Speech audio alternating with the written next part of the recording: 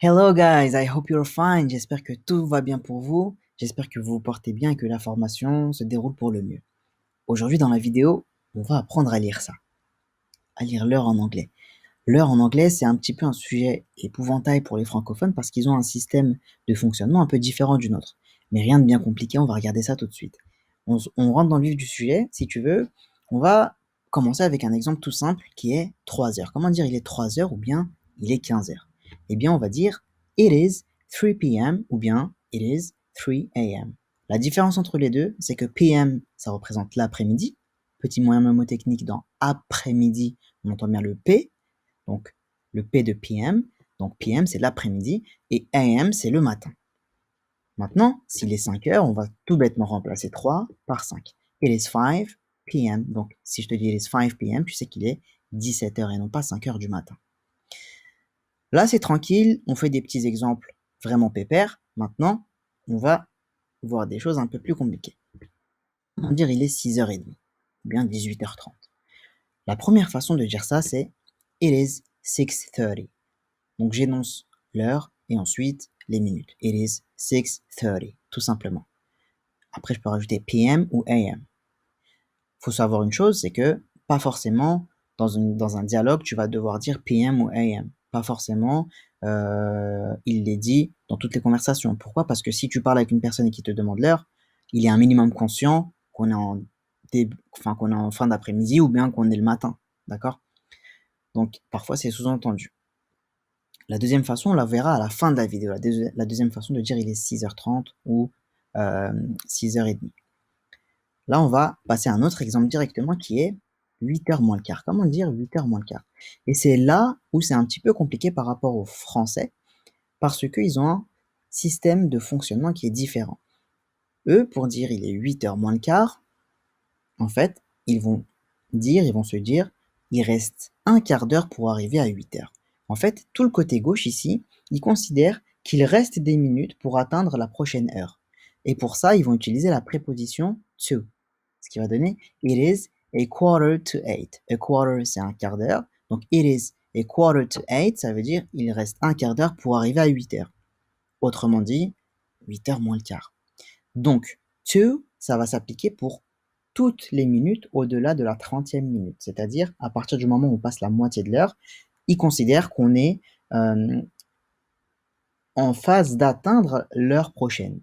C'est pour ça qu'ils utilisent to pour tout ce qui se passe à gauche du cadran. Maintenant, comment on dit il est 8h15?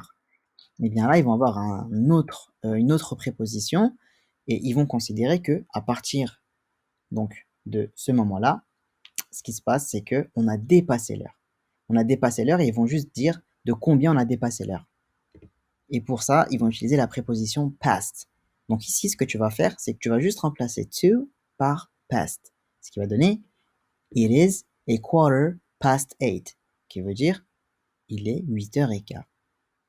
Ou littéralement, il est un quart d'heure passé de 8h. Je sais pas si tu vois ce que je veux dire. Donc on a dépassé 8h depuis un quart d'heure. De un quart d'heure. Right.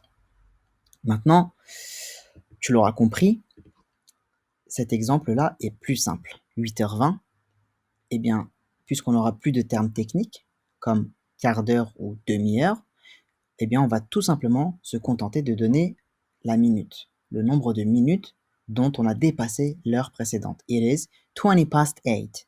It is 20 past 8, il est 8h20. D'accord? Après, ça peut s'appliquer à n'importe quoi, bien entendu. It is 5 past 8. Si on est là, it is 10 past 8. Si on est là, it is 25 past 8. Et ainsi de suite. Donc, tout le côté droit, past. Tout le côté gauche, to. Dernier exemple, comment on va dire 11h moins 10 pour le coup? On va dire it is 10 to 11. It is 10 to 11. Donc, il manque 10 minutes pour arriver à 11h. Voilà. Au début de la vidéo, je t'avais promis quelque chose, c'était de t'apprendre à dire donc et demi. Tu te rappelles avec l'exemple de 18h30. On va le reprendre, je te remets pas les aiguilles. Remets-toi dans le contexte, il est 6h30, 18h30, et bien je vais dire it is half past 6. It is half past 6, qui veut dire il est 6h30. D'accord?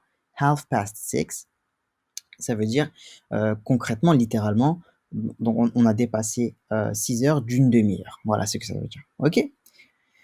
Donc voilà, petit détail important, 30, donc quand il est 30, en fait, on n'utilise pas to, on utilise past.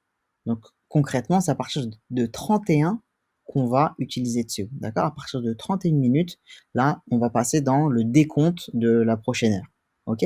Mais jusqu'à 30 y compris, on va être sur du past, donc celui-là, là, ici. Alright, bah, j'espère que tu as tout compris. Normalement, c'est pas trop compliqué. T'as pas plus de choses que ça à savoir. Si tu veux, ouais, minuit, c'est midnight. Ça, je pense que tu connais. Il y a le film, par exemple, Midnight Express, qui a été tourné à Istanbul. Et il y a midday pour midi. Voilà, c'est le seul truc que tu devrais savoir, je pense. Midday pour midi et midnight pour minuit. Voilà. Voilà, j'espère que ça t'a plu, j'espère que c'était concret, efficace. Bien entendu, j'essaie toujours d'être le plus bienveillant possible envers toi. N'hésite pas à revoir la vidéo si nécessaire, je vais te proposer des exercices pour que tu t'habitues tranquillement.